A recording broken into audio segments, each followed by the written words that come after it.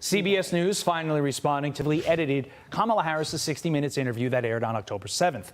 In a statement, CBS News writing, quote, former President Donald Trump is accusing 60 Minutes of deceitful editing of our October 7 interview with Vice President Kamala Harris. That is false. 60 Minutes gave an excerpt of our interview to Face the Nation that used a longer section of her answer than that 60 Minutes one. Same question, same answer, but a different portion of the response. But many are still calling on CBS to release the full transcript of that interview. Joe Concha is a Fox News contributor, and he joins us now. Joe, good morning to you. So this is a big development here, 2 weeks after Kamala Harris sat down with 60 Minutes. The network is finally responding to these allegations that they edited her interview to make her look better. CBS is now saying that's not true. They edited the interview for time. So what's your reaction to that? Wow, it took 14 days to put out that statement, huh, Carly? Todd, I mean, thanks for having me, by the way.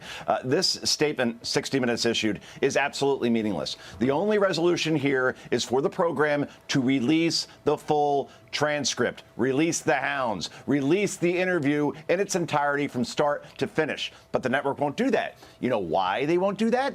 Two reasons. One, the people that run that network want Kamala Harris to win and Donald Trump to lose. This ain't about journalism. It's about activism. And two, they know by releasing the transcript or the unedited video, it will likely show that on multiple occasions, this interview cut the guts out of the various word salad the vice president again served up. Her campaign now is only reduced to talking about Trump. It's not working. They're not giving people a compelling reason to vote for her. It's another reason why Donald Trump is not only winning this election as it stands right now, but perhaps is headed towards an electoral landslide. The media and shows like 60 Minutes, try as they might, can't save Kamala Harris right now. Not only is Trump outworking her, he is outmaneuvering her. I mean, look at Sunday. Works at a McDonald's. That was a masterstroke in retail politics. Then he does a 1-hour town hall in Lancaster. It was more than an hour, actually. Then he went to a Jets-Steelers game in Pittsburgh and was met with thunderous USA, USA chants. This is Donald Trump's race to lose, no question. And again, that McDonald's move, all I know is you have to ask the question, did she really work there? Because, again, we have no proof of that. But don't worry, 60 Minutes won't pursue it. That we know. Yeah, Trump is saying that she did not work there. But back to the 60 Minutes thing, look, they're not denying it in that statement. What they're doing is normalizing it. And this is what the media wants. They want to normalize these things with regard to the candidate that they love, in this case, Kamala Harris. Kamala Harris is a candidate because Joe Biden isn't.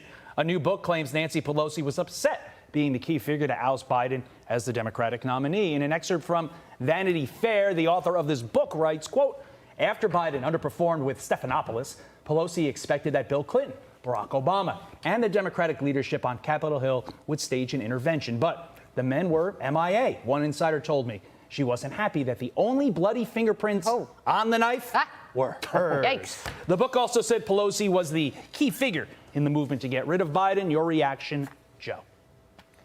Wow. I mean, this is where it's really getting ugly, isn't it? I mean, the fact is that the Kamala Harris campaign, Nancy Pelosi, they abandoned Joe Biden many, many weeks ago. Remember how poorly he was treated during the Democratic National Convention? They had him speak on night one of 4 nights, and then he was immediately sent out of there. Couldn't even participate in the rest of his own party's convention. Can you imagine this? And now it seems that Mr. Biden has gone out of his way to throw Kamala Harris under the bus when he's given the opportunity, and then drive that bus off a cliff like in Thelma and Louise. I mean, look at what he did during the hurricanes. Right? Kamala Harris, utterly ridiculous fight with Ron DeSantis, calls him selfish, and then Biden says, no, actually, DeSantis has been great. I gave him my own personal number. I mean, he did that attack in broad daylight. So the Biden people are not happy, and they're going to make sure that Kamala Harris is very uncomfortable in the final 15 days of this campaign because they don't like the fact he was ousted aside when he maybe would have done better against Donald Trump. That was the argument they always made. They may be right. Yeah, well, and the new headline out right now is that Kamala Harris reportedly has no intentions of campaigning with Joe Biden before Election Day. So she has Obama on the campaign trail. She has Bill Clinton working for her as well, but not the current president, which says a whole lot. Yeah. Joe, we got to leave it there. Thank you so much for joining us.